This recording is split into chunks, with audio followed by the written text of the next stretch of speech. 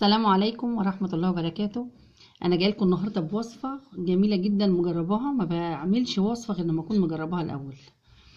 الوصفة النهارده لمرضى الكحة اللي بيجيله دور الكحة المزمنة، واحيانا الكحة بتقعد عندنا معانا بالشهور، ممكن تقعد شهر شهرين، مهما ياخدوا في ادوية في علاجات ما بتجيبش نتيجة، وبالذات لما يجوا يناموا بالليل ويحطوا راسهم على المخدة بتجيلهم حالة الكحة بقى مزمنة، لدرجة ان بنحس ان عيننا كده طالعة بره دماغنا، وبيجيلنا ألم في عظم راسنا من كتر عزم الكحة.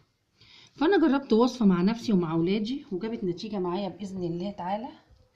قدامكم هنا ده عرق سوس وده قرنفل، بحط الاتنين مع بعض وبغليهم. القرنفل أساسا له فوائد كتير جدا للجهاز التنفسي وحلو لمرضى الربو، فانا استعملت الوصفتين مع بعض وجربتهم، لقيتهم ما شاء الله جابوا نتيجه في الكحه، ايا كانت كحه ببلغم، كحه من غير بلغم، ناشفه او ببلغم، الاثنين سيان، الاثنين بيجيبوا نتيجه معاها، يعني مش شرط نوع الكحه ايه، اي كحه.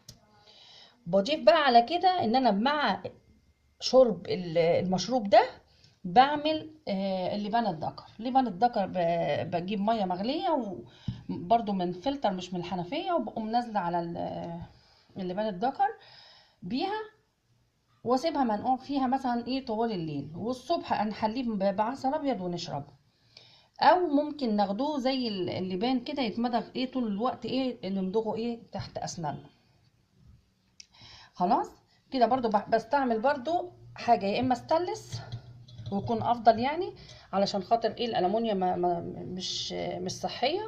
بحط كده وبشطفه، انا بشطفه يعني انا عن نفسي، يعني بشطفه وبصفيه تاني، مش بحطه زي ما هو، بشطفه وبصفيه تاني، واقوم ايه حاطاه بعد الشطفه الاولى دي، اقوم حاطاه وحط عليه الميه وشطفه برضو القرنفل وحطاه. خلاص هاجيلكوا بقى بعد ما اعمل الوصفه خالص، هاجيلكوا ايه في النهايه اوريكوا ايه شكل المشروب.